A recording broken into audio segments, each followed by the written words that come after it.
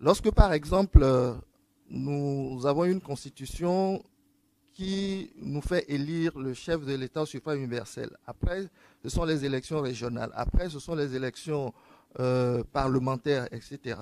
Ces élections-là ont un coût. Et quand vous suivez un peu, ce n'est pas atypique au Togo, quand vous suivez un peu, les périodes des élections présidentielles sont très chrysogènes en Afrique noire francophone et même ailleurs aux États-Unis. L'élection du chef de l'État pose problème, dérange. Et quand on élit le chef de l'État à coût de milliards dépensés et qu'il passe ces 2 ans dans ses premiers mandats à régler les problèmes de pacification de la classe politique et que dans la 3e année, il doit commencer par réfléchir à sa réélection alors que nous sommes dans une société où nous n'avons pas nous avons des universités, mais il faut en créer, des écoles, les problèmes sociaux de santé, etc. Et donc, pourquoi ne pas réfléchir à une autre modalité d'élection du chef de l'État? Il s'agit de passer à un régime parlementaire. Pourquoi ce choix? Est-ce que vous pouvez nous l'expliquer? Il y a 2 raisons fondamentales. Il faut observer de près les crises, les soubresauts qui agitent toute la sous-région. Depuis près d'une quinzaine d'années, il faut analyser ces bouleversements et en tirer un certain nombre de conséquences en termes d'ajustement, d'adaptation des institutions auxquelles il faut procéder. Deuxièmement, nous avons la conviction que le nouveau régime politique parlementaire va favoriser une gouvernance et une gestion beaucoup plus concertée, décentralisée et partagée des responsabilités. On a un président de la République qui assume une partie des prérogatives que le président de la République assume actuellement. On a un président du Conseil qui va développer une plus forte proximité avec la population dans le suivi et l'exécution des politiques publiques. Alors, les députés auront un poids beaucoup plus important. Monsieur le ministre. Après, par rapport au discours qu'on entend, que le régime parlementaire serait beaucoup plus stable que le régime présidentiel ou semi-présidentiel, ce n'est nullement avéré. Je rappelle simplement que la 4e République en France, qui était un régime parlementaire, fut le régime le plus instable qu'on ait connu. Il y avait un premier ministre tous les 6 mois quasiment. Mais bien sûr, ce qu'on appelait le régime des partis, avec des coalitions qui se faisaient, qui se défaisaient. Donc pour moi, ce n'est pas une question de débat entre juristes sur les vertus comparées des régimes. C'est une question qui est en amont, celle du contrat social. Moi, j'attends un juriste pour me dire le contraire.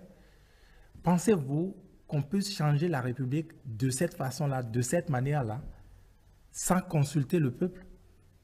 Alors que, parallélisme de forme, c'est le peuple qui a mis en place cette réforme, cette République-là qu'on est en train de changer.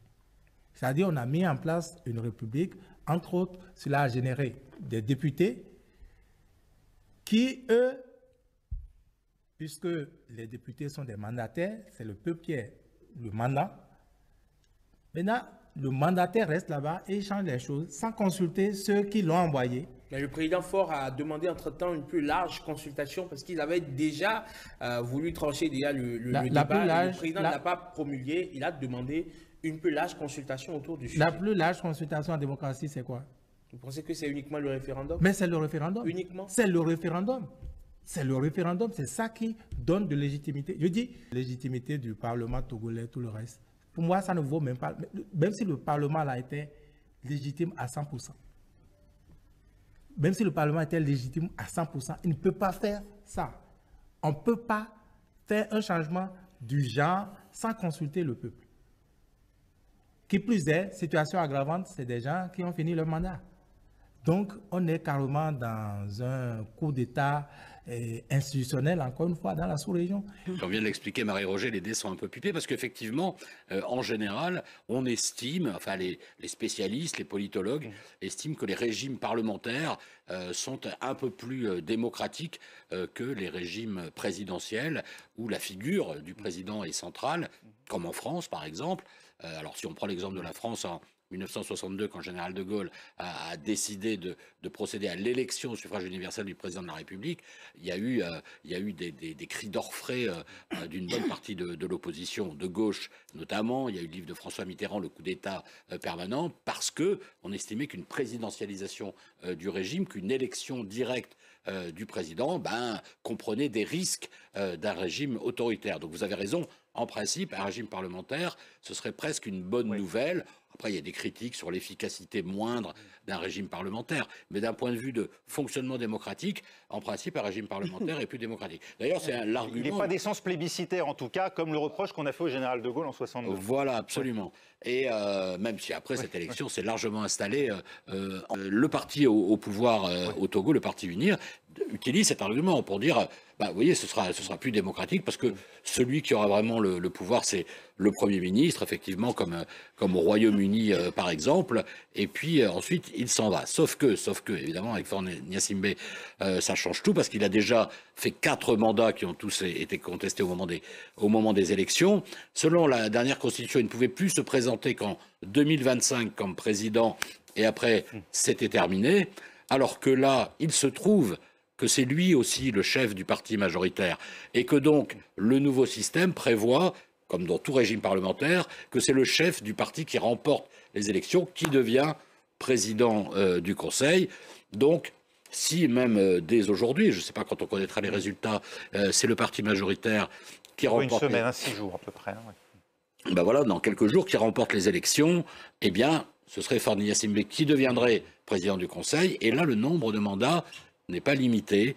Donc, c'est remettre une pièce dans la machine. Et évidemment, les opposants dénoncent une instrumentalisation de ce qui est au départ, d'un point de vue institutionnel, peut-être effectivement intéressant et plus démocratique, au profit du maintien au pouvoir d'un homme.